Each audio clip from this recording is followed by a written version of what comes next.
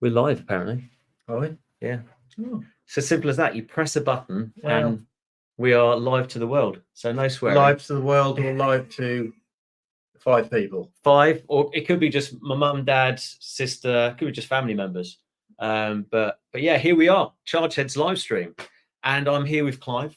And we'll do a little intro. I'm Tim. I'm look after Chargeheads UK. We have the live stream Thursday, 8 p.m. every week. We have EV monthly meets, and we have content about EV conversions, modified EVs. And I just love exciting electric cars. So, Clive. Do you? I really do.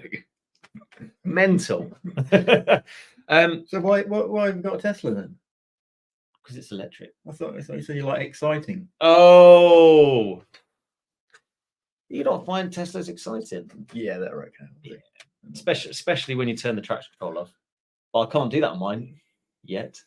That's another story. That's another story. Okay. So Clive doesn't like electric cars at all, do you, mate? No, terrible. You hate them. Absolutely hate them. And you've got a Mitsubishi EVO 6, haven't you? Somewhere Parked up. I don't know where it is. Yeah, in the garage. So yeah, just give us a little bit of an intro about why you're on the. Why do you think you're here today, Clive? Well, to argue with you. You're good at that. So I'll maybe give you a little intro. So I first met Clive in Bedford, where I used to live, where Clive resides, and heard about this crazy driver. Say crazy driver. Kind of what's the best way of putting it? Someone who likes fast cars, and he had a Mitsubishi EVO 6. And that was going back. That's going back about 25 years ago. 23, yeah. Probably 22. And you've still got it. Yeah, still got it. Tell me about this Mitsubishi EVO, Clive. Well, I bought it as a standard EVO 6. Yeah.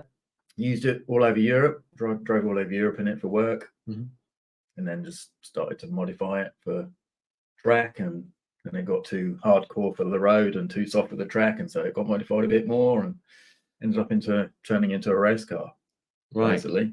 And what sort of just give us a very quick overview, because I know you're a man of detail, and guys, you'll realize this, how much of a man of detail Clive is. He takes things to many levels of detail, don't you, Clive? Well, yeah, I do. in a very positive way.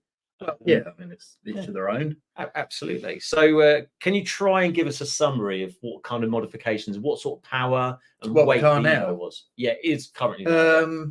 It's around 1,200 kilos with fuel, and it's basically a race car, full cage. What sort of figures? What sort of horsepower? Probably around about 750, 800, depending on the fuel. And yeah, so you different fuels. So you use race fuel, do you? Or yeah, it's got a race fuel map and a road fuel map. Yeah. And what sort of racing did you do in it? Sprinting. Yeah. And track days. Yeah, I mean, the chassis is done properly as well, so it's got proper suspension, i.e., KW competition, two-way. Yeah. We've had lots of conversations about suspension. Yeah. Dealt with a factory guy called Michael Grassel, and now works for Manthe Racing. He used to work for KW for years. Because you're not you've pointed me in the right direction, which isn't the current direction I'm in with IBAX springs. Yeah, it's household name. I mean, I've used IBAX in the past on many cars, Cozzies and things. You know, they're pretty good. Rings. So tell me about the cars. Quite is warm in here. Tell me about those heat pumps. Yes, well, we'll come to the electric side of it in a moment. I just wanted to kind of set the scene of how much of a petrol head that Clive is before getting into the electric focus. You're adjusting again. So what cars did you have before the EVO 6? I'm guessing you had a couple before. Audi Quattro Turbo, 4 before Sapphire Cosworth. Nice. Back in the day.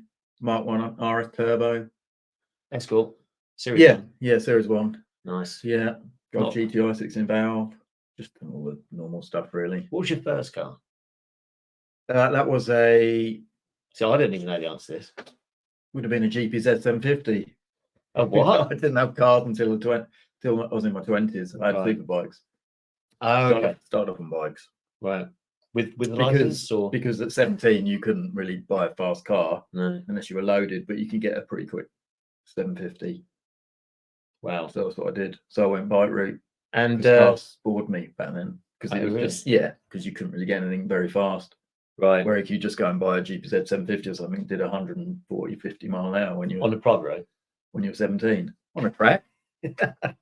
On a track. Yeah. So what's all gone wrong? Because you seem to have an electric Tesla outside. No, that's not mine. No, No, is it mine? No, it's the neighbours. No, mine's outside. There's a Tesla Yeah. next to it, isn't there?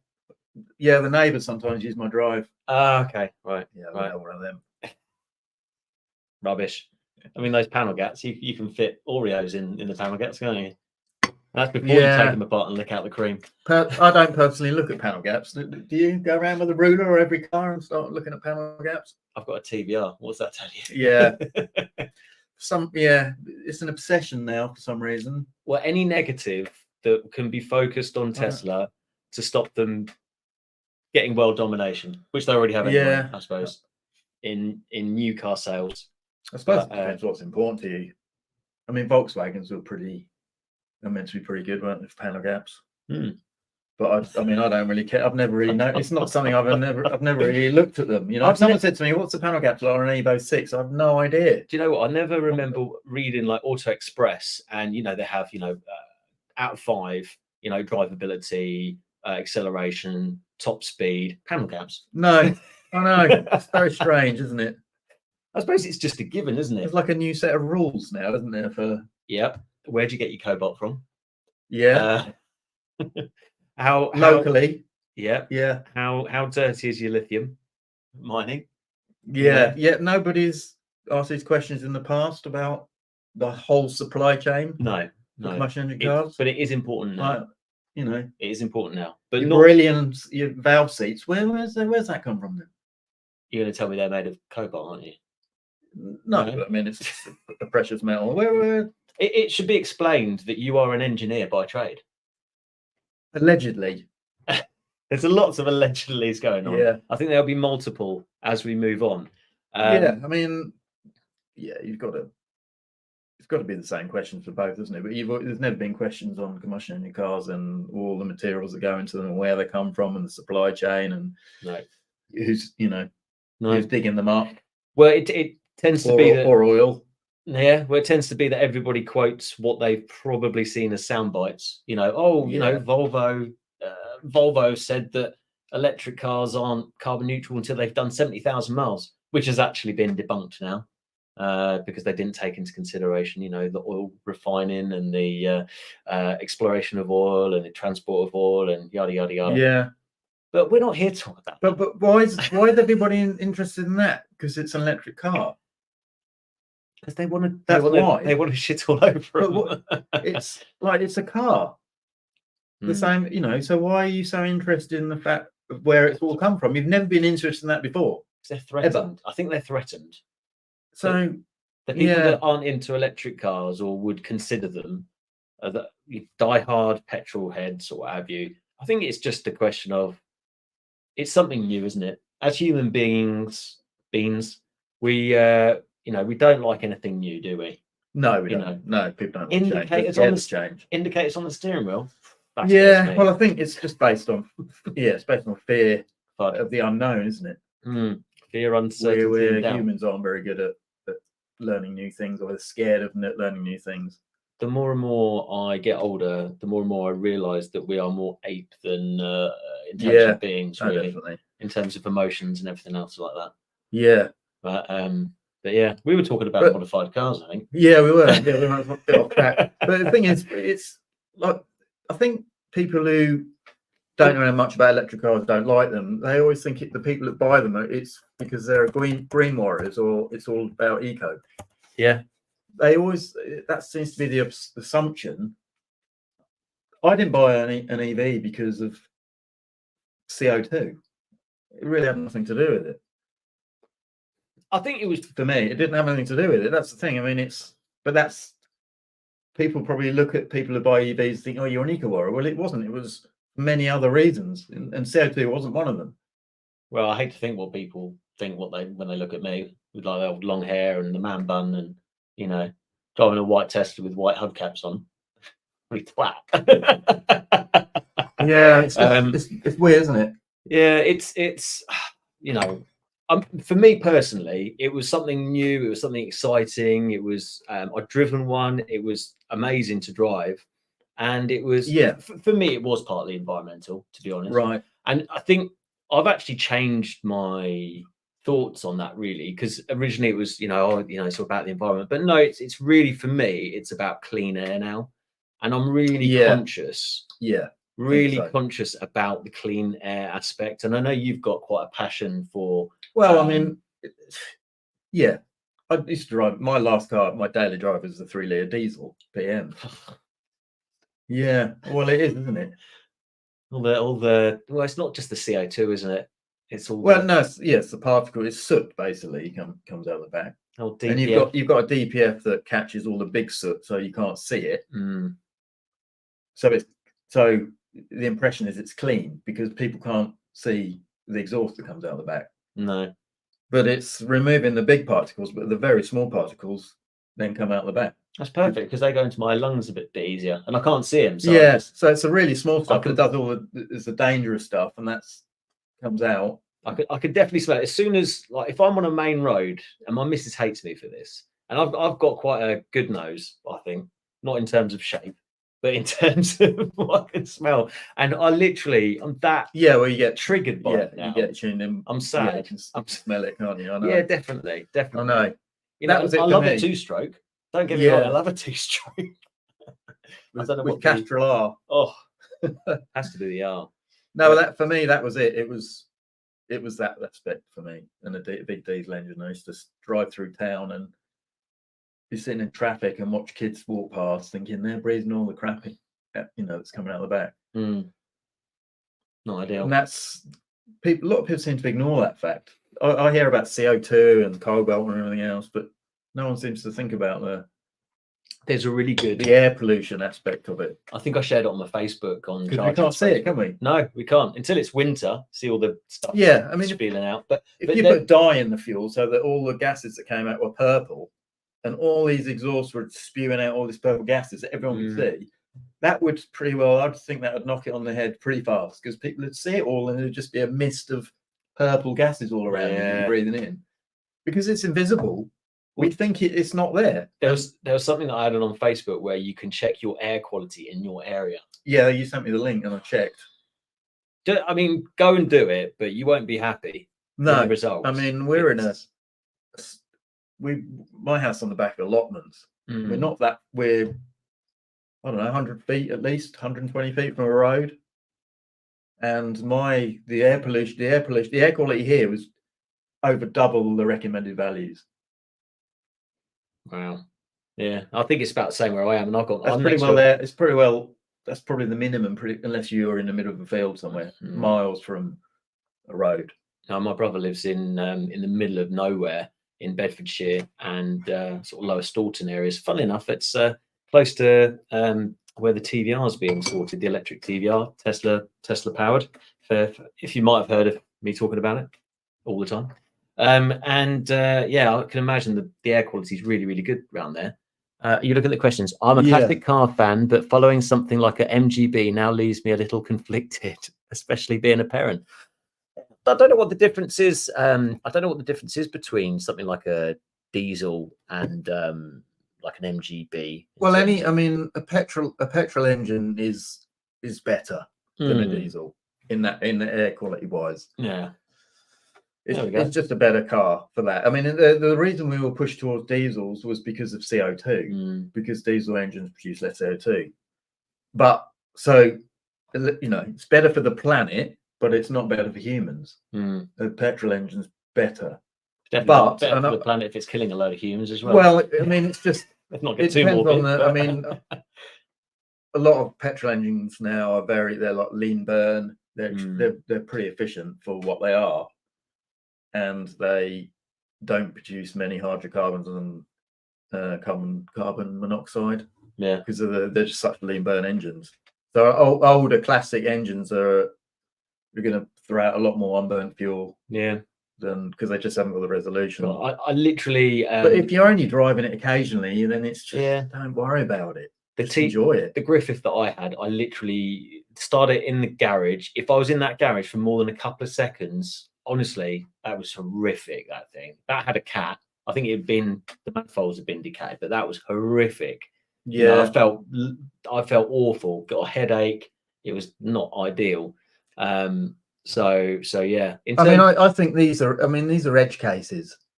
You know, owning a classic car and driving it occasionally at weekend. These are edge cases. This is, this isn't the majority of people driving classic cars, are they? So delivery vans. Don't worry about it. Yeah. Picking up these are edge cases. So picking up your kids in an SUV right next to school, which is a bit of a bugbear of mine. But let's move it back onto modified EVs. So just to clarify, in terms of you're a massive petrolhead, I'm a massive petrolhead, and we got into electric cars. I did it for the excitement. It was something new, and the clean air side of things. Yourself, it was clean air. But what else was it? Had you driven any electric cars prior to thinking this? Yeah, we've had a Leaf Mark 1. Yes. We've had a Mark 1 Leaf for 8 years. And it's my wife's car, driving to Luton and back every day, 50 miles a day. Yeah. That's the first electric car I drove, which is in 2015. Okay. Just through someone at work who he had one, I think, and he just said, "Oh, you want to try one of these Leafs?" So I went to a Nissan dealer and test drove one and thought, this is great. Being an engineer, just looking at the drivetrain and how it works, and it's simple. It's electric motor. It's efficient. Super efficient, super smooth. It's like a high-end limo, really, and so cheap to run.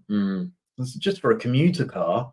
It was ideal, absolutely ideal. We're doing I think we're doing sort of 1,200 miles a month in it. And what's it done now? 8 years it was old? about 40 quid on the electric at the time. Oh wow, that's just peanuts. Yeah, it's just cheap. It's just pretty well free to run. And how many services has it had, Clive? None. No services. And how many miles has it done? 72,000. I'm guessing it has been checked over yearly. Yeah, MOT. Okay, excellent. And if that's an MOT-based service, isn't it? Yeah. Apart from changing the brake fluid. Have you done anything to it yourself? No. No. Okay. Yes. Sorry, I've changed a couple of sets of windscreen wipers. Yeah. Screen washing. That's it. Yeah. Nice. And there's nothing to do. Being a Nissan Leaf, the batteries aren't thermally cooled. How many battery bars has it still got? Has it got all 12, or is it? No, we've lost in 8 years and 70,000 miles. We've lost about 10%. Really? Say it. Yeah, that's pretty good. Yep. Any much fast charging on it? No, mainly here, mainly at home. Okay, wow. So is that fast charging? 7 kilowatts? No. Well, for the council it is. Well, so you got 7 kilowatts, which is that's fast charging, and then rapid charging is 50. No. What's 50 then? Oh, you're the charge man, aren't you? Well, I wasn't the charge head until I got into the charging. But yeah, I mean, according to the council, 50 is like rapid. But to me, no, it's not to me either. But that's I thought. Yeah. Well, yeah, but yeah, it used to be. Yeah, when we first got the Leaf, there weren't many more than 50. No. Kilowatt charge. And now I charge it in half an hour, isn't it? From zero, well, roughly 10 to 90%, wasn't it? But I mean, you charge it. I mean, yeah, you charge it from home, don't you, most of the time?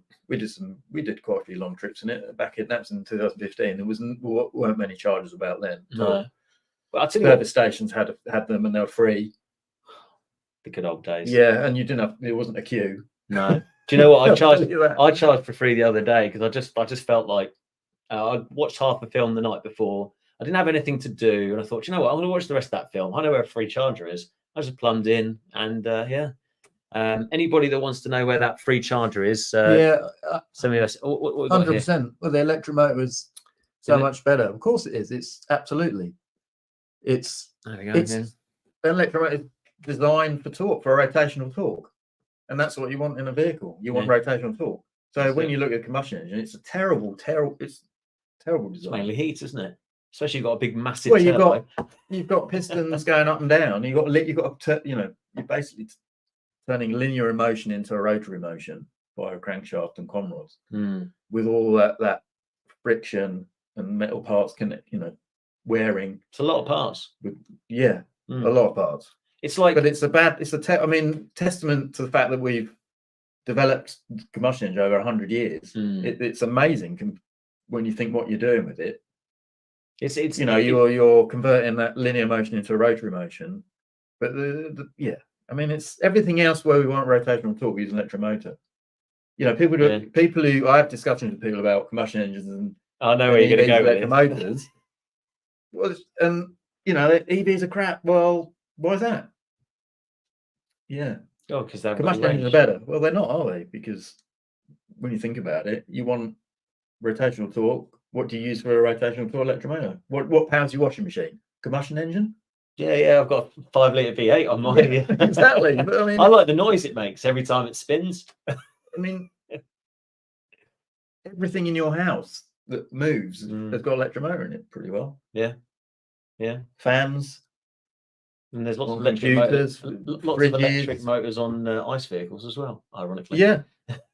Electric seats, probably got about 15, 16 electric motors. But all of a sudden, when you have it when it powers the car, it's rubbish. Yeah. Allegedly. Well, it's the range, you see. It's the range. And this is really interesting at the moment, the amount of, what's happening in the EV world, whether it's people who love, people who love changing gear make me laugh. Well, I like changing gear. I do like changing gears. But it depends what I'm doing with the car. If I'm on a track and I want to, I'm engaged with the car, I like changing gear. But when I'm using the car for commuting, I don't want to. No, I think I'll be off. No, especially in traffic. But I'll tell you what it is. I think want it to be smooth and easy, and that there's a level of, for me, the noise. What you're doing with the car. Well, the noise for me it's a bit addictive. It's like, it makes you quite. I don't know. It's a bit like loud, fast music. It makes me like quite aggressive. Noise from what? The engine. Okay. What engine? Well, any engine, really. Well, no, not a beat engine. A VTEC. A VTEC 1.8. Oh, let's be specific. A B18 C1 1.8 VTEC. But you're an enthusiast. Most people aren't enthusiasts they're not enthusiasts with cars, are they? It's just a to B. Yeah, a guy said to me, EVs are crap because there's no sound. There is combustion engines, they make a lovely sound. I said, okay, yeah, cool. What do you drive around in? 1.9 diesel Insignia. 1.9 diesel Audi, or a 2-litre. I think it's a 2-litre diesel Audi. I said, I didn't realise they were an amazing sounding engine. Now, if you'd have said to me, it's an F12 TDF Ferrari with a V12 in it, I'd 100% sounds amazing. That's it. But most people drive around in 4-cylinder diesel engines and they sound shit. Yeah, don't they? Let's be honest. It's true. It's rev to about 4,500, and it's just we got some. How was this? And the sound really is you can put play sound inside of an EV over the speakers to replicate anything. Yeah, well, I'm sure that will happen. But why do you think other people want to hear your car? Honestly, outside? Oh god, what? Honestly, like the popcorn. If you want to listen to the car inside with the speaker, like most M3s have most of it's piped through the speaker system. Yeah. Why does everyone else need to listen to it? It's an ego thing, isn't it? Or the young person, I want to be loud, which I used to be like that. It's bringing attention to yourself, isn't it? Absolutely. Yeah. They're like white wheel caps, isn't it? But you could do that with an EV through the. Yeah. I mean, Hyundai just brought out the Hyundai 5N that plays and has a paddle shift system with gears for people who want to do that. But I think once you start driving an EV, you won't. It's a gimmick. I don't think you absolutely. And I had fun with it at Goodwood Festival of Speed, but it's quite interesting because when I was at Hello Princess, who's that to? Is that to you? It must be. Oh yeah, hi Marco. How are we doing, mate? Is that Marco? Yeah, you know Marco. Probably. Well, he's from Bedford. I know lots of people. Everybody knows, you know. Apparently, we'll come back to my comment. I was going to talk about the i4 M50. Basically, in a nutshell, it has that noise. It's quite addictive, and I felt like I wanted to drive it fast all the time. Whereas the Tesla, because mine's an old one, and most Teslas don't have that kind of noise, so you don't feel like you need to. There's no addictive. No, I but feel you can quite turn it off, addictive. can't you? Yeah, In the BM. I feel it quite addictive that you want to like keep revving it and revving it. Well, that's what happens if you're in a, say you drive a GT3, Porsche GT3, the Rips are 9.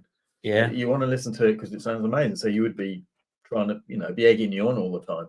they're flying in the comments here because it's amazing. You know, it's incredible. Yeah, I bet. To me, it is. Oh yeah. But you know, if you were brought up with an electric car and you've never heard a combustion engine before, would mean nothing to you. No, it'd just be, what's that noise? It would have been, it's only because it's only because you're brought up with it. The next generation, they probably think this, you know. Yeah. Why do you want something that's noisy? Paul said, "We'll get. Give me a second, Marco. Let me just go to the top here. Starter. Oh, it's all right. It's only my phone. Don't worry about the rest of it. Okay, cool.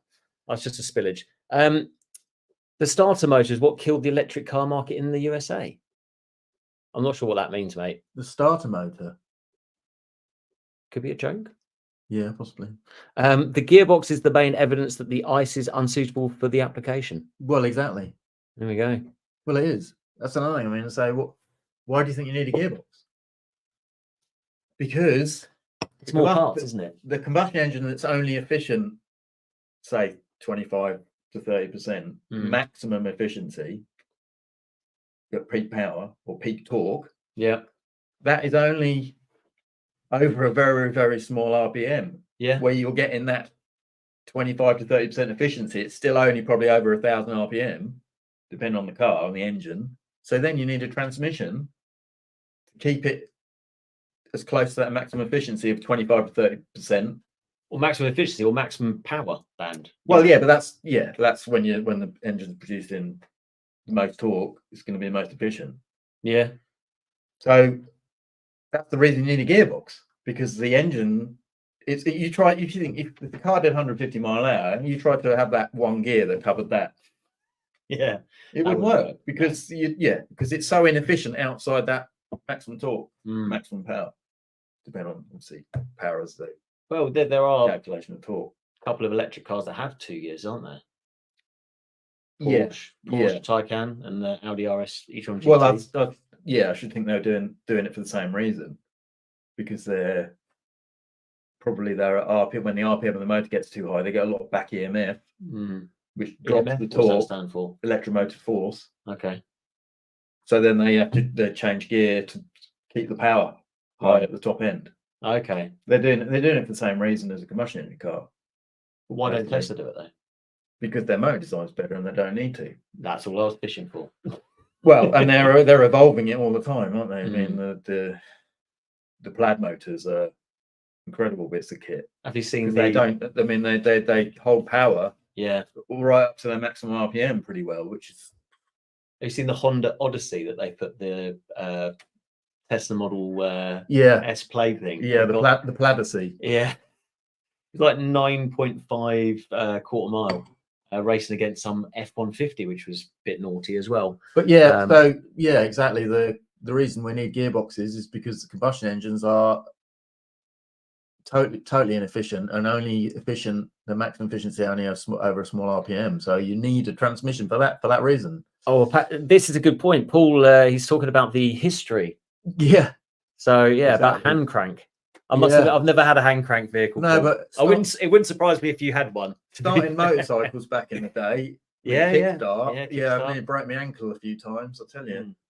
On high compression engines. Talking of braking stuff, single cylinders. Marco there, who's in the chat, I nearly took him out in my car once. You know as in took him out as a passenger, or took him out as in running into I nearly ran him over. Yeah, you know where he's still speaking. He's still speaking to me. Yeah. Friend. He's got a very good garage actually. Not that you need one. Oh, you got an electric car. But yeah, in Bedford. Okay. I can't remember what it's called. Marco, give us a shout out, Marco. He's got a YouTube channel. He's got a very good TikTok as well, and he does a very funny thing with talking about fixing cars. I'll share it with you later. It's highly amusing. But yeah, so we were here. We didn't. Yeah, we were here. Exactly, Paul. There we go. It's true, though. I mean, that's it. Here we are talking double about standards, isn't it? Absolutely. With both these powertrains, it's double standards. Well, you know, it's people are encouraging these things, aren't they? I can understand why. I can understand why. Ulterior motives. Happening. So, but yeah, no. Talking about your Tesla, because you do own a Tesla, don't you? I do. Yes. Yeah. So you still have the Evo. Yes. And you've got the Tesla. Yeah. You got Tesla Model 3. Yeah, Tesla Model 3 performance. Yeah. And it's mildly modified. Yes, mildly. Like everything else. Yeah. Yeah. Talk us through what you've done to your Tesla Model 3. Well, it's another thing talking about the Tesla. We've got a friend joining us now. Similar hair to me. There he is. Cheers, rather. Yeah. Talking about the Tesla, people do, again, I don't see it's really spoken about much. The fact that the chassis on the thing is extremely good design. Yeah, when you said that, I was really well, I was quite happy with that because I obviously just bought one. But what makes the Tesla Model 3 chassis so good? Just the architecture. It's got unequal length double wishbone suspension on the front, which is basically a race car architecture. Okay. Most cars are McPherson strut, which means your strut is connected to your wishbone. You haven't got an upper wishbone, you've just got a lower wishbone. Yeah. And as your suspension compresses, you lose camber. So when you turn into a corner where you want camber gain, because you basically as you turn into a corner and say turn right going through it into a right hand bend, your front left suspension compresses. Yeah. And that's basically that front left tire is producing most grip. So you want to increase your camber. But what happens with the McPherson strut is you lose camber as the suspension compresses. So it's doing the opposite to what you want. But you've played around with your camber, haven't you? On what? Your car. Which one? The Tesla. Yeah. Yeah. Yeah. So the Tesla Model 3's got double wishbone suspension on the front. So and it's unequal length. So the upper wishbone is shorter than the lower wishbone, which means as the suspension compresses, you gain camber. Okay. Which is exactly what you want. That's exactly what you want. Multi-link suspension does the same. Right. On the rear, most cars have got multi-link suspension. Newer cars have. They didn't used to have. What's the suspension like on the back?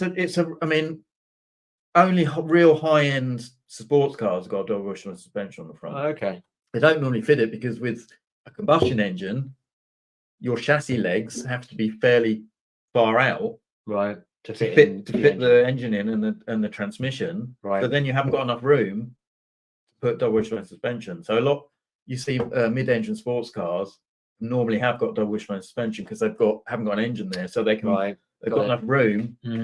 Not all of them, even the new Porsche GT4 RS has got McPherson strut front and rear, amazingly enough. But the new 992 GT3, which has just come out, all the journalists are just raving about it because it's got double wishbone suspension for the first time on the front, unequal length. Okay. Model 3 had that from when it was released, 2019, 18. Oh yeah, well, yeah, talking UK here now, Clive. Yeah, 19 in the UK. Yeah, I mean that's it. No one really talks about that sort of stuff. I hear many comments. Oh, Model 3, it's an electric car, doesn't handle. You know, well, it does handle. It's got an incredible suspension setup. Well, yeah, you've taken me out in yours, and I was rather impressed. And it's got standard dampers. You know, it's limited due to spring rates and dampers and stuff like that. But it's a great starting point if you want to modify it and put proper dampers on, because of the architecture of suspension. Well, it's superb. Well, we've done a video with your car before, so go back through the Chargeheads videos. It was Track Day Tesla Part 1 and 2. It was a much older video, so please excuse the not so good quality. You could kind of argue. High-end sports car. Well, I mean, normally it's stuff. Double wishbone is on race cars. There you go. Reliant Fox. You heard high-end it first. Sports cars. I mean, even M3s. BMW M3s, they've got McPherson strut. Right. Okay. Nissan GTR 35's got double wishbone suspension. But most, normally a supercar level to have that, or race car. So is it, like you said, it's a good starting point. And you've changed. You've got KW coilovers. I've got KW variant 3s. Yeah. I use them for years on EVOs, setting up other people's cars, chassis setup. They're good road track damper. And you've recommended quite a few other additions other than KW suspension, which kind of goes hand in hand with KW suspension, which was the mountain pass performance suspension upgrades you can do, because I think you have you have a sort of relationship with Sasha, yeah, and mountain pass performance in Canada. Yeah, they do some really good stuff. Amazing vehicles. He has got some incredible. And I tell you what, the stuff that they do is amazing, because I've got a couple of bits. You've got a couple of, quite a few bits on the car, but customer service is really good as well. Yeah, excellent. And they're really good guys. If people are thinking about modifying their Tesla, there's a lot of cheap parts out there, and this is something that this is really high quality stuff. Yeah, echoes in my ears after having conversations with you about suspension. Don't scrimp on, on suspension parts. No, because you lose ride comfort and you lose suspension performance. And I've seen that doesn't make sense to scrimp on it. I've seen it over the years. So many people in the Evo world, people wanting to spend £1,000 on suspension because it's, it handles like it's on rails and it's solid, or the other way, it's underdamped. Just not worth it.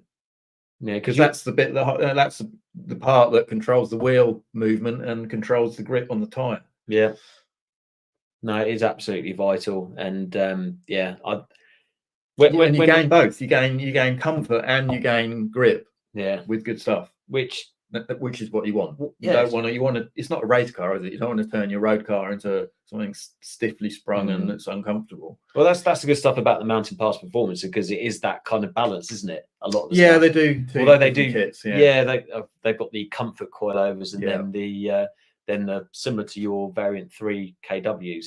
But again, with really good dampers, you can run quite high spring rates, and it's still really comfortable. Right. And you tend to find the cheaper kits have softer springs and they make and harder damping. Okay. Right. Okay. Interesting. Yeah. And if you run soft damping, then it just doesn't have the same sort of rebound control. Because the actual design inside the damper is just not good enough, and the quality of the build isn't good enough. So it ends up being stiff at low speed and underdamped and wallowy and not very, pretty dangerous at high speed. So it's completely opposite to what you want. So the first thing you would maybe recommend, tell me if I'm wrong, that if you are looking to do any kind of modifications to a Tesla Model 3 or Y, if you like, or any EV or any car, would be to upgrade the suspension, but make sure it is really good quality stuff. Yeah, I'd say. I mean, KW variant 3 isn't, extremely expensive stuff. It's pretty good value, really. Yeah. If you go to Olin's and as well, that's really expensive stuff. Olin's DFV dual flow valve isn't that expensive. Maybe really. It's just depends what you're comparing it to. I mean, people spend a few thousand on carbon parts and stuff like that. So just spend that on, if you want suspension, just spend that on the suspension. Yeah. So thanks, Foxanne. Yeah, please as we're talking about about the subject, because it does help the channel. So please like and subscribe if you haven't already, if you're into modified EVs. But yeah, I mean, after upgrading the suspension, I know you've done quite a bit of suspension work to your Tesla. What do you think's been the most important upgrade other than the coilovers that you added? Quality coilovers, that is. Probably the front wishbone, lower wishbone in a bush. That's the thing that we've done, isn't it? Yeah, that's one we did on yours. Yeah, because that's probably the most load of any of the suspension parts. Yeah, so that apparently, and it's a big rubber bush standard, so it's a lot of deflection. Yeah, Richard, who's one of the guys that I've talked to quite a lot, who's modified his Model 3 performance, is apparently his bush, and they are well known to go. Yeah, because they've got a lot of load on them. Yeah, because it's the front end of the car, so it takes a lot of the steering. Punch Yeah, them. it turns the car. The front end turns the car, so that's where, and it's at the bottom, so it takes most of the load from all the suspension. So that's a big rubber bush, and that it deflects quite a lot. And obviously, then it starts ripping as well because it doesn't rotate. So the bush, as the suspension compresses, the bush flexes. Yeah. The inner part of the bush rotates, and so the whole of the rubber bush is flexing all the time. So you've got a side load, and it's twisting, so it fatigues fairly quick. And anybody that wants heavy car as well. Anybody that wants to do that, myself and Clive, we did actually do a video of fitting the mountain pass performance spherical bearings, which is what we're just talking about. So that makes a big difference because they are the old spherical bearings. So they're spherical bearings. So there's no movement, zero movement. They rotate, and it's a rubber bush, and it's sealed with grease in there, so it doesn't degrade. It's basically the same sort of bush, spherical bush that Porsche use in their GT cars. So it's designed to last 100,000 plus miles. What did on our WhatsApp group? What did Richard go for? Because he went for an upgrade, didn't he? Yeah, I can't remember. Was it because there's that company and there's quite a lot of companies out there starting to do aftermarket. I want to say Red Fox, but it's not that. So, but I'd be careful what you fit. Yeah, absolutely, because quality will speak volumes in terms of the ride and everything else. Suspension parts. No, absolutely. No, I'll have to have a little look through to find out what he went for, because I can't remember what he went for in the end. Be interesting to see what he thought. And then after that, what else would you recommend? Because I know that you've changed a lot of the other. Yeah, I mean, again, it depends what you're trying to. It depends what you want to achieve. If you're fitting KWs, then you may run out of on the rear. You may run out of. I can't remember if it's tow or camber. Probably tow. It might start towing out or in if you lower the rear a fair bit. Right. Because you've got adjustment on camber. I can't remember if you got on the standard arm where you got adjustment on tow or not. But even with the standard adjustment, you might run out of range. Right. Okay. With the standard arms. Yeah. Because they're on a eccentric bolt. Right. So you've only got a certain amount of adjustment. So it depends on what you're happy with camber and stuff like that on the rear. So if you lower it, quite a lot, you might run out around the standard arm. So okay, that's another option. If you lower it a fair bit, you can. And I certainly wouldn't want to lower mine any more than it already is, because it does kind of. Certain stuff. Although I think it's just I think it's just because they're those plastic bits that kind of catch first, aren't they? Yeah. Like near the arches. It depends what you're trying to achieve. That's you've got to look at what you want to achieve with the car. Yeah. I wouldn't just fit parts because they're upgrades. I would decide what you want to achieve and then fit the parts to achieve that what you want.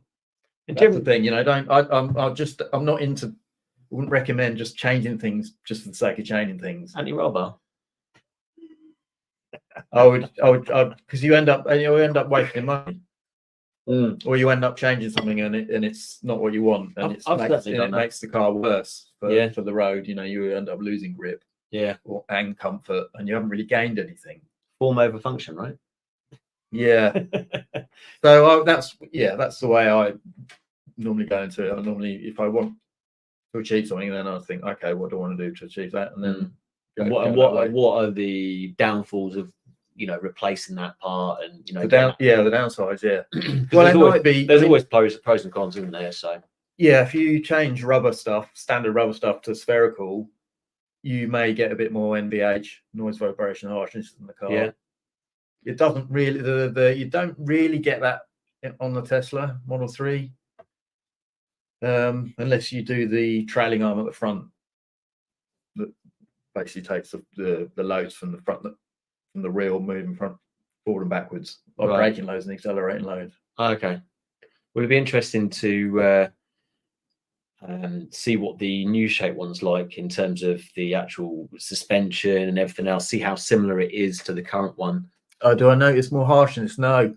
I've changed I've changed the whole lot. The upper wishbone, lower wishbone, I've changed everything on all the suspension arms to spherical bearings, and I didn't really know. I'd say a fraction amount more noise in the car, probably from the rear, but no harshness front through the steering and harshness. No, not at all. No, I didn't notice any change at all. Just much More a much direct, more isn't it? connected feel to the road Yeah, and I noticed that. direct. Yeah, It did. like the response from the car, the front, especially. Yeah, massive improvement. Yeah, really, with no downsides for me. Again, that's very subjective. That's where the balance, I think, Mountain Pass Performance have got that good balance of, you know, still having good road manners, which is important. I mean, I've done probably 25,000 miles on those spherical bearings. Did you notice a difference in any noise, vibration, harshness in the car? No, I didn't. Not at all. No, I noticed a bit more noise from the rear, but I've changed 4 arms in the rear, like every single arm. Yes. It's multi-link, and I've changed all of them to spherical. So it's a lot more colourful on your rear. Yeah, I noticed a bit more noise, but it was totally. It wasn't a huge difference. So tell us what you're doing with your braking system, because I was very excited when you started telling me about what you're doing brakes. Well, actually, I was just designing the bell today. Actually, yeah. Okay. So what are you doing with your bell? 3D CAD. Right. I'm just designing the bell. Okay. For bigger AP discs. Yeah. 380s, because the standards are 330 by 26.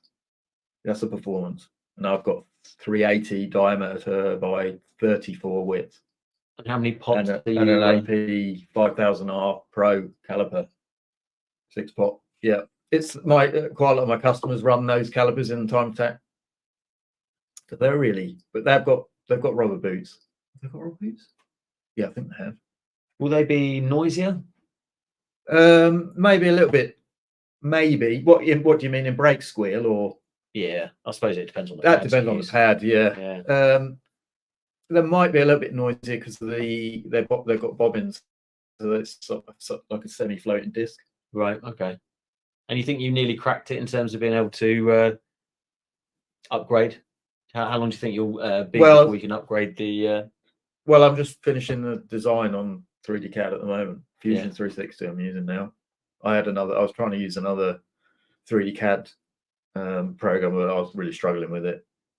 Not usable. RS Design I was trying to use, and it's not intuitive at all to use, so I was struggling. So someone recommended Fusion 360, and it's much easier. I've just literally designed the bell in probably about 45 minutes. Right. Okay.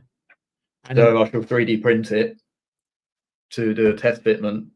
The bells and brackets. I haven't done the brackets yet. Right. I'll 3D print it, do a test fitment of the discs and the calipers, and then if it fits okay, then I shall get it done and machined in LE. So have you tracked the your Model 3 prior to No, because of the brakes. Yeah. Okay. Just simply because you know that the brakes are pretty awful. I'll get I know, because if I get it on track, I want to push it. And I don't want to. I know that the standard brakes aren't going to be made of chocolate and brie. At Palmer's, it's a really fast track. My local track on the GT circuit is 4 mile lap. So that's. Do you think you'll have a go next? Well, it'll be next year, won't it? So you. Is that the plan? I mean, I've been meaning to do this for ages, and I'm just haven't got around to it because of working on doing other people's stuff. But there's a new Tesla Model 3 performance coming out. I know. So you know. Yeah, that'd be annoying when you've upgraded your Model. Well, I know. I mean, I'll just swap everything over. What do you mean swap everything over? Well, if the new Highland comes out performance and it's a. Well, you're just gonna just buy the new fast one and then swap the bits over. Yeah. Okay. Yeah, I think hopefully it'll be all the same architecture. Yeah, that's a good shout. Yeah, I'll just swap everything. Have you had a little look? Have you gone down to the local Tesla garage and had a little look underneath to see if it's the same? Why, is there one? There was at Northampton. No, I haven't. No. It does definitely. I can't. Yeah, I mean, we'll have to see what happens to the performance, because it looks like they might be doing it. I don't reckon it will be building a UK different car. Yeah. Well, I don't think it'll be that different. I think they're focusing a lot more on the new shape than the old Vauxhalls with steel screw bushes were a bit harsh. Steel screw bushes. Oh, that sounds pretty Vauxhall-ish. Vauxhalls were never known for their handling, though. Let's be honest, unless it's the X220, but that's cheating because that's a Lotus. I remember the old Astra GTE back in the day. That had a chassis made out of old stocks and a rubber band, didn't it? I think. Yeah, I used to have fun. That was interesting. Fun in my Charade GTTI having to play with them back in the day. But yeah, no, with the new shape coming out, because we know that it's going to have the option of sports seats on the new shape Model 3 Performance. It's obviously going to be faster. Well, it does look like it's going to have different aero as well, front and rear bumper. Well, have you seen any information on the performance? Yeah, that's the information I've seen. Right, where from? Clickbait.com. Well, no, what I've seen. That was from the same website that says electric cars are crap. No. Yeah, it could be actually. No, I saw some pictures of it and where they had camouflage over the front rear bumper, making me think that, you know, well, we'll see. What's putting camo in it when the Elon Musk stated that they didn't really have time to develop the first Model 3 Performance properly. They just wanted to get the things ramped and out the door. And this time they're going to basically do it properly. And they were still better than the M3 around the track. Yeah. Well, when you think, I mean, that's it. When you think that was their first design, their first go, really, at a sports car, apart from the original Roadster wasn't a sports car, was it? Well, yeah, I suppose it was, but it was a completely different type of car. It's like more of an EV conversion, really, isn't it? Yeah. I mean, it was a sports car, but you know what I mean? It's not like a four-door saloon, was it? No. So you think that's their first attempt at a mainstream sports car? That's pretty damn good, isn't it? Yeah. I might be biased. Well, you have got one. But I'm just gutted. But like for like, when you compare other manufacturers, it's the first attempt. I mean, I found it amusing pretty damn good. They over the air they changed the 0 to 60 from 3.1 to 3 seconds because they wanted it to be faster than whatever car came out. But I'm just a bit gutted because obviously I've got the poor man's long range, you see. So yeah, I know, but still, I mean, it's an amazing car still, yeah, for sure. Once you're off the line, there's nothing in it. Really. No, especially when the Boost 50 gets added. Yeah. So yeah. Well, I mean, if you look at the Model 3 Challenge in the US, that was arranged by Mountain Pass Performance, well, Sasha Annis and Chris Hatch, one of the cars in that was a short range rear-wheel drive. Jesse Tong was driving it, and he came third at the end of he came third in the championship at the end of the season. Wow! In the original short range rear-wheel drive. That's impressive. Yeah, exactly. So when that also weighs 1650, the original one, I think, around about 1650. So it's not a heavy car, really. When you compare it to cars, most cars nowadays, what are M3s again? 1700. Yeah. And so that's not a hugely powerful car, but again, decent chassis, proper setup. You don't need huge amounts of power. No, I suppose it's a bit more lightweight. So it's, in fact, through the rear. I've not driven a rear-wheel drive one. I'd love to drive a short range because I bet it drives completely different. I bet it's got to. Well, less weight on the front, smaller battery. Yeah, I mean, so the latest short range is heavier than the original one. Yeah, because LFP battery, right? I think it would be you say that a Tesla isn't a fun car. You would think that after says that? You said that at the beginning of the thing. Shall I wind it back? I was being facetious. Damn it. So slow sometimes. But you'd think that the rear-wheel drive one, the short range, would be a bit more fun to drive, because you can, because of the weight and stuff. I think Teslas are coming down in price so quick at the moment. I think I might end up changing on my good lady, Mrs. Chargeheads, Mazda Auto for a Tesla because they're coming down so quick. I saw a Model 3 long range, same as mine, 98,000 miles with full self-driving in grey, which looked pretty clean, didn't have any noticeable damage on it. 17 grand private sale. Yeah. 17 grand. Oh, but EVs are too expensive now. EVs are too cheap. They depreciate too much. So yeah, exactly. When they're expensive, they're too expensive. When they drop in price, they depreciate. Yeah. Well, I bought it to drive. Mm. No, well, yeah, you know, I'm for one of my videos soon. I'm going to be showing the Boost 50 Engine X, which is one of the modifications I'm going to do to Rusty. So it gives it more performance, same as the Tesla acceleration boost, and it gives it a few other modes like drift mode. But I'm a little bit worried about drift mode because it's not really going to show me if the battery's overheating like the performance is. So I'm going to give it some welly. And Yeah, but the BMS will still. I suppose, yeah, we It'll- put it in. It's not going to just allow your battery to burst into Well, flames. funnily enough, I put it on the Tesla modified group in America, and there was someone who goes, "Oh no, don't use those controller things. I fried my battery." And he came up with, I said, "What, on an Engine X one?" Oh, that's exactly the same thing. And I'll show it to you after this. It was like it looked like a VTEC controller. Right, okay. I don't know what, I've never seen one before. But the BMS is still going to control the cooling of the battery, isn't it? Yeah. And reduce the power surely. They're not going to design that so that it overrides power reduction when the battery gets too hot. You'd hope not. Well, I can't say they would, because it would soon be found out, wouldn't it? And they wouldn't be selling it anymore. Well, it is a little bit hooky anyway. Because oh yeah. You got to disconnect the batteries and stuff before you connect it and things like that. So it's a little bit naughty. But again, a mountain pass to a party box. Yeah, it's a similar sort of thing. Yeah, because Engine X, they're from Canada, you see. Right. Okay. They even do one for the Model 3 Performance.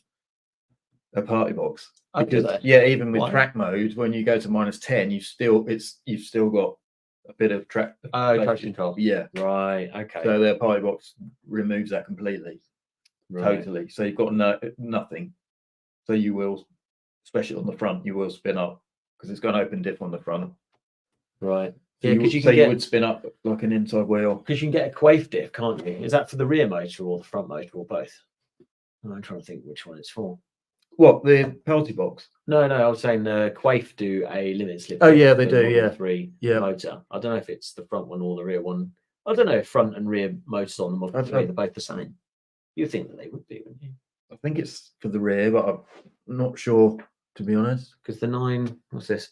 There'll be plenty of cheap EVs in the next few years. Good stuff. It's getting old enough to be super affordable. It's getting pretty cheap now, isn't it? Yeah. I mean, I'm still following the used car market. I said I was going to do a video on the used car market, but I've just been too busy, too lazy, whatever you want to call it.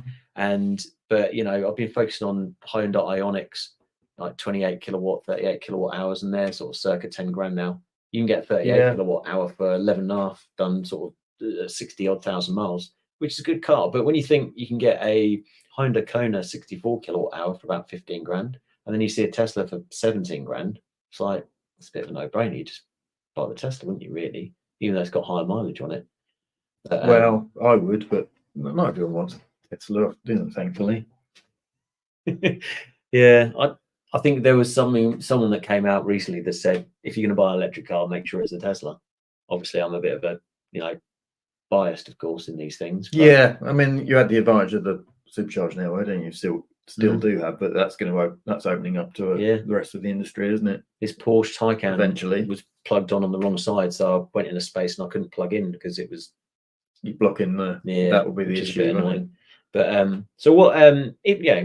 If like you said, if you're upgrading a new shape Tesla Model 3, are there any other things that you would do to it, or that's pretty much it, isn't it, in terms of modifications? Upgrading to the new performance. Yeah, if you upgrade to the new performance and add, if you can, you add all your suspension parts and your upgraded brakes. Yeah. What? There's not really anything else. You're going to get some massive, huge, big gay wing on the back. No. For extra downforce. No. Why? Why do I need a big wing? I'm not in a championship racing in a championship, and okay. But you know how going after tenths of a second per lap. It's for fun. Okay. Perhaps the odd sprint or something, or the option of putting it all back to standard. I mean, unless you're competing in a championship, why do you need a big wing? Yeah, I suppose. So more for fun than competition. Yeah. Oh yeah. Probably perhaps a seat, bucket seat. Yeah. Unplugged Performance do a bucket seat, don't they? Well, MPP do. Oh, do they? The conversion. Yeah. You've got some wheels coming. I forgot about the wheels. Oh, they're upstairs. Are they? Yeah. Have you been caressing them? No, I think I would. they're still in the box. Are they? Yeah, in the loft. Okay. Yeah. No, it sounds like you've got a very exciting car to be tracking soon. Well, So, hopefully, yeah. we'll have to give me a shout. Well, I want it. I mean, I'm involved with Time Attack, 3 of my customers. I mean, my customers are running Pro Extreme Time Attack. Yeah. You better explain what you do for these customers, because Oh, they probably don't know, do they? No, I build high-end transmissions for Mitsubishi EVOs. So, yeah, all diffs and diff setup, plated diffs, everything, sequential boxes. So all my all the top guys in Time Attack, UK Time Attack, run all my transmissions and set up. So the plan is to hopefully do some Time Attack in the Model 3 in like club class. So we have to see. It's because I'm a lot of the Time Attack rounds with my customers, and they know all the organisers. I've got a link in there to speak to them and hopefully see what they say about running an EV. You know someone for charging if you need movable. Yeah. Yeah. So that I'd like to do some rounds of Time Attack in club class or whatever class I can be in. How open have they been to it so far? Because I know that because no one runs an EV in Time Attack, UK Time Attack. So right, we'll have to see. I'll speak to the Barnes brothers. It'd be great to run it now. It'd be really, really good to see. Yeah. Especially in the Time Attack, because thinking about, and this is one of the reasons why I wanted to do this particular talk, is simply because talking about modified EVs is more exciting than your Nissan Leafs of the world. To try and get more petrolheads into electric cars and to see the opportunity of what you can do to make them, whether it's handled better, whether to have fun with them on track, or just to make them, it's just a bit different. Yeah, as well. If you go in there in a Model 3 performance or something, it's just because there's no EVs in that championship at all. It'd be nice to just show what it's capable of. I love that when I turn up to a car here. The mentality again. Yeah, I'm a petrolhead. You're a petrolhead. I've had performance cars in my life. I don't think of it like that. It's a car at the end of the day. It's a car, a performance car. It's just got a different drivetrain. Yeah, that's it. Yeah, I don't know why it has to be. You can only like one or the other. Yeah, can't you like both? Well, as Johnny Smith from strange mentality. Johnny Smith from Car Pervert Late Break Show says, there's room for EVs as well. At the end of the day, we're all car enthusiasts. But that's like saying you can't. That's like saying you like modern day cars, which means you don't like classic cars, or you like classic cars, which means you don't like modern day cars. Why can't you like both? And it goes back. It goes back to what I said right at the beginning. It goes back to what I said right at the beginning. Is we're still more ape than actual intelligent beings. But it's all tribal, isn't it? Yeah, it is. It's so tribal, and it's the powers that be in the media that bloody encourage it. But there's lots, it's never A and B, is it? It's never cut and dry. There's lots of nuance in everything. Yeah. I mean, it's for the majority of people out there, an EV is just going to be cheap to run, especially when the charging network's there. I mean, that's the crux of it, isn't it? I think the charging network. And from what I've seen, the number of charge spots, because I'm in it all the time, so I see what's going on. There are so many fast charge sites going up. But for me, it's not about fast charging. It's about making it more affordable. And you know what, JM. Most people charge at home, won't they? Yeah. Well, and this is the problem. Can't. Charge at the supermarket or just top up wherever they leave the car. Do you know that's really where it's going to? That's the ethos of running an EV anyway, isn't it? I mean, yeah. I was watching this episode of JM Cars. You might have heard of him. He does a lot of Jap stuff. He's quite a big YouTuber. And he was talking about, you can't pay cash on an EV charge point. I was thinking, okay, that's a good point. And also, he said that, and he did make. I didn't. you knew that he was getting to some real core ideas, because I didn't like some of the stuff that he was saying, but a lot of it was true. And oh yeah, of course, you know, it's like any new technology. When you first go to it, you're going to have challenges and you're going to have obstacles, and then you overcome them with technology or changing things. It's never all up, you know. The way fuel stations are now for all combustion engine cars, it wasn't like that in 1900, was it? No.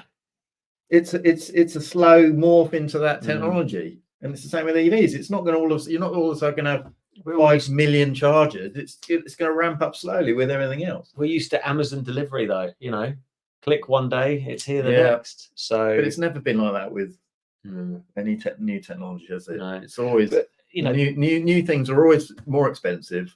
I think until you get economy of scale, and then you have challenges and have issues, and then you resolve them, and slowly you get it. You improve it. Well, one of his arguments was, you know, it's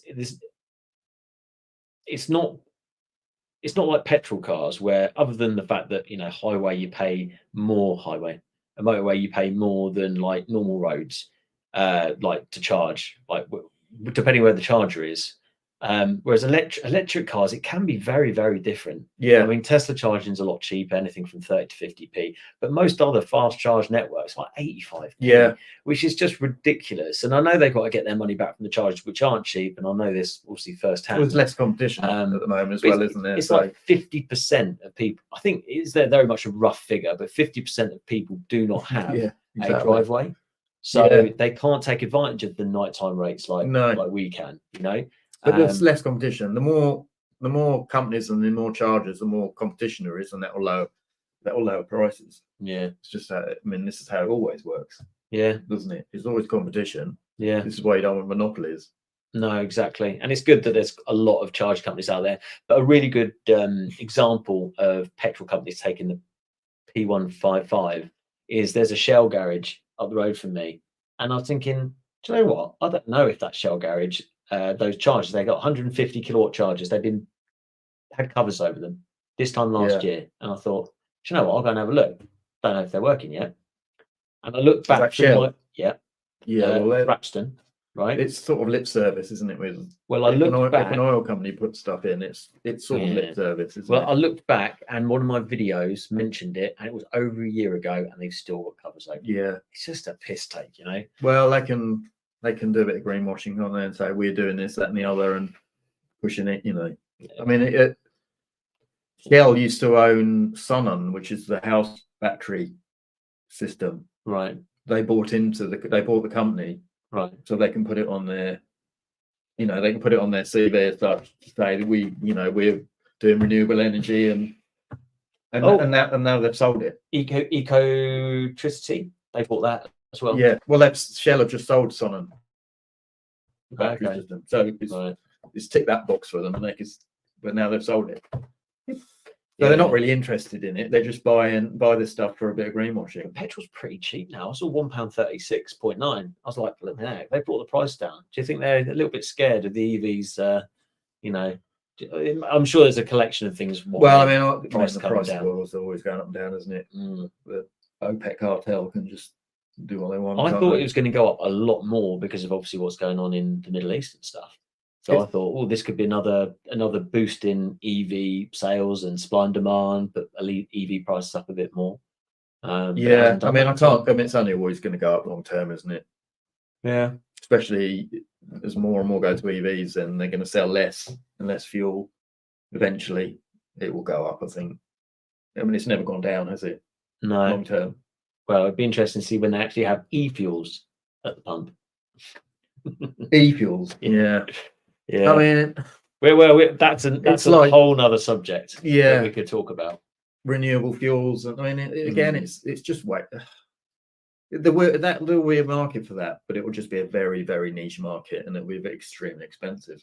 Because the amount of energy you need to make these fuels, it's not hydrogen. You know, it's just not efficient. At the end of the day, it's not efficient, is it? You're just using all this electricity to make a fuel to basically utilize 30% of it maximum with the energy in that fuel. It does sound compared to something that utilizes 90% of the energy. And no, actually, like with the efficiency of motors. Yeah. So at the end of the day, it'll be more expensive, and that'll mean that people will use it less. Well, Normally people, there's only going to be a certain percentage of people who will pay extra just to have a combustion engine car down the line. Yeah, It'll be a small minority. yeah, and everyone else will just want the cheapest and easiest. Yeah, I've had this conversation with many, and I've probably had the conversation with you. The fact that it's going to be like horses, isn't it? Yeah. You drive your you won't be able to drive it. You have to tow it with your electric Cybertruck or something similar, Maxus, whatever you, BYD, and take it to the track. And the track, do you think it'll have a capsule over it to collect all the CO2? Oh, I'm getting licked. Yeah, and it'd be interesting. I'm really excited. And this is one of the reasons why I like to be in the EV space, because there's so much going on at the moment. Yeah. So much. And if I am annoying petrolheads by turning up at car meets in my Tesla, then well, so be it. But that's just a very small minority. Most people. No, well, I think it is. When you compare, most people just want a car from A to B, don't they? Well, yeah. I suppose it's the spaces that, a lot of my friends are all car people. And I've probably alienated myself quite a bit by going down the EV route and annoyed a lot of people. But yeah, in a few years' time, hydrogen cars were taken over anyway. So, of course. Yeah. That'll be cheap. Cheap as chips, they will be. Wasn't it? Especially the fuel will be cheap, and there'll be abundance of hydrogen charging stations. Loads. And on that bombshell, literally, kaboom, you don't have to worry about EV fires. That I must admit, that is the thing it's the fire thing, the risk of fire.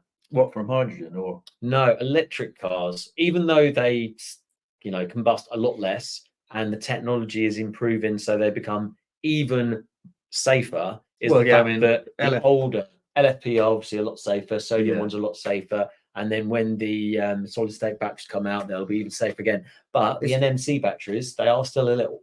Well, if you damage them, I don't think there's much, unless there's a flaw in the design or the manufacturer of the cell. Nothing's going to happen unless you damage them.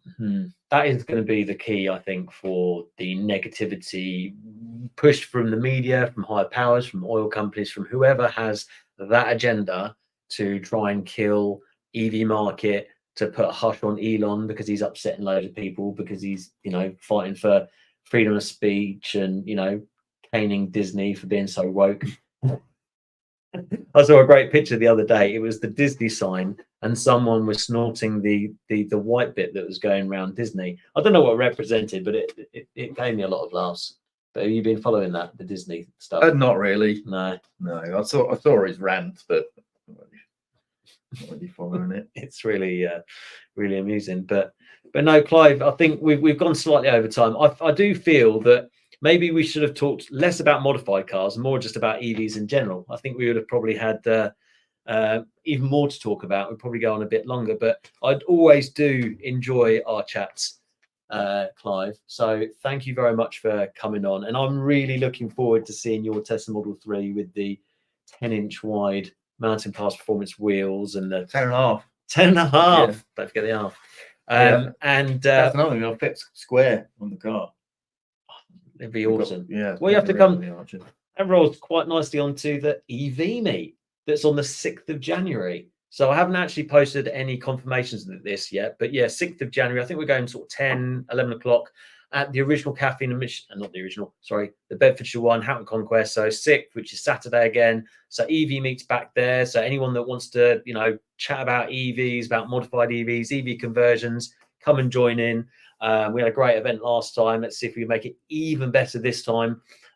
Next week, we are talking on a live stream with, pretty sure, I'm going to put an actual list of who's talking in January. I just haven't done yet because of all the Christmas fragilities and all the rest of it. But there is some really exciting, some really interesting people coming onto the live next week and the next few weeks. We've got, you know, Ewan McTurk, who's a battery specialist. We've got loads of other people as well. But keep an eye on the socials. Thank you, everyone who's commented today. And yeah, tune in next week, Thursday, 8 o'clock.